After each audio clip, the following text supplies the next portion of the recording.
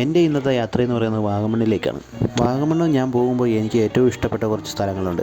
അത് നിങ്ങളെയും കൂടെ പരിചയപ്പെടുത്താമെന്ന് വിചാരിച്ചു. ഫുൾ ടാങ്ക് പെട്രോൾ അടിക്കാൻ ഞങ്ങളുടെ പൈസ ഇല്ലാത്തതുകൊണ്ട് ഞങ്ങൾ 500 രൂപയ്ക്ക് പെട്രോൾ അടിച്ചു. ഇന്നത്തെ പെട്രോളിൻ്റെ വിലയെന്ന് പറയുന്നത് 105 രൂപയാണ്. സമയം ഇപ്പോൾ 10 മണി കഴിഞ്ഞിരിക്കുന്നു. അതിമനോഹരമായ ഈ റോഡ് ഏതാണെന്ന് മനസ്സിലായോ? എന്നാൽ ഇത് കോട്ടയം മെഡിക്കൽ കോളേജ് റോഡാണ്. അവിടുന്ന് ഞങ്ങൾ ഏറ്റുമാനൂർ പാലാ റോഡിലേക്ക് കയറി. ഞായറാഴ്ച ആയതുകൊണ്ട് തന്നെ വലിയ തിരക്കൊന്നും റോഡിൽ കാണുന്നില്ല.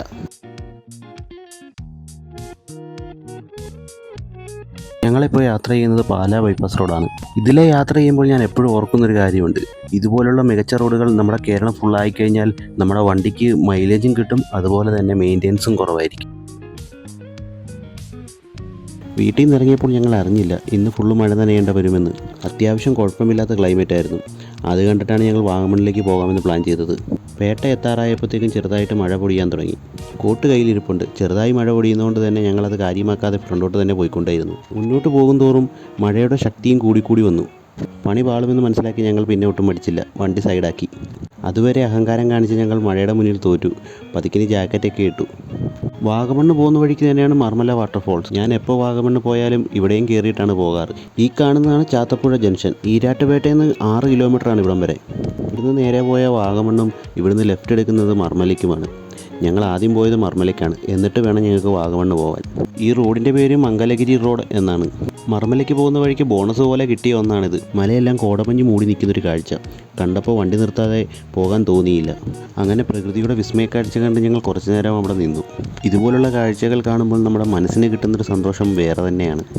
കുറേ തവണ ഞാൻ മർമല വന്നിട്ടുണ്ടെങ്കിലും ഇതെനിക്കൊരു പുതിയ അനുഭവമായിരുന്നു.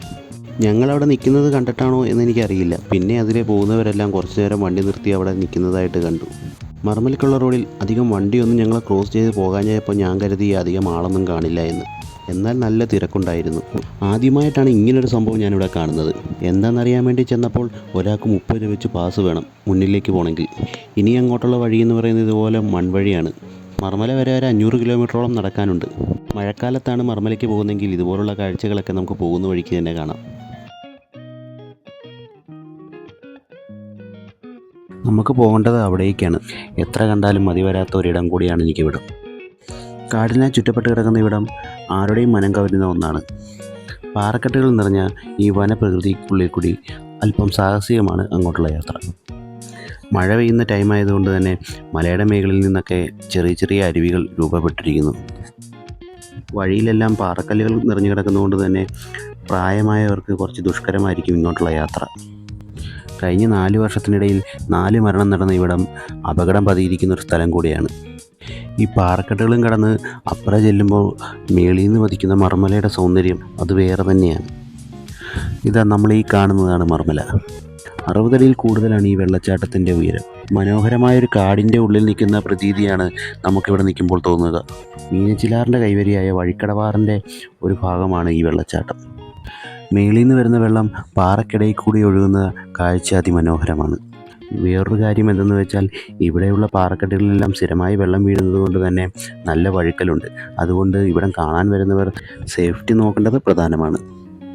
ഞങ്ങളിപ്പോൾ കാണാൻ വന്ന സമയത്ത് മേളിൽ നിന്ന് നല്ലപോലെ വെള്ളം വരുന്നതുകൊണ്ട് തന്നെ നല്ല ഒഴുക്കുമുണ്ട്, അതുപോലെ നല്ല തണുപ്പുമുണ്ട്. വൻമരങ്ങളും വള്ളിക്കെട്ടുകളും കൊണ്ട് ഒരുങ്ങി നിൽക്കുന്ന ഇവിടം ആരുടെയും മനം കവരും. ഈരാറ്റുപേട്ടയിൽ നിന്ന് 13 കിലോമീറ്ററാണ് ഇവിടേക്കുള്ള ദൂരം. ടീക്കോയിൽ നിന്നും മംഗളഗിരി വഴിയും അടുക്കത്തു നിന്ന് വെള്ളാനി വഴിയും ഇവിടെ എത്തിച്ചേരാം.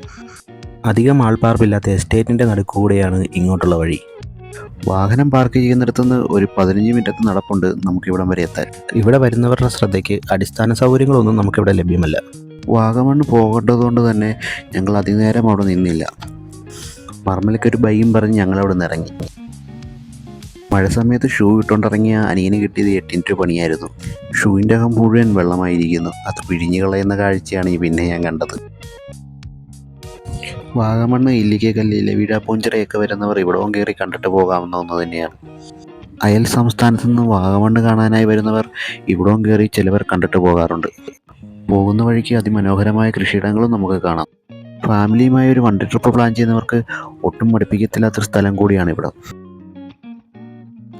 മഴ സമയത്ത് ഈ വഴി പോകുന്നവർക്ക് ചെറിയ ചെറിയ വെള്ളച്ചാട്ടങ്ങളും ഈ വഴി തന്നെ കാണാൻ കഴിയും.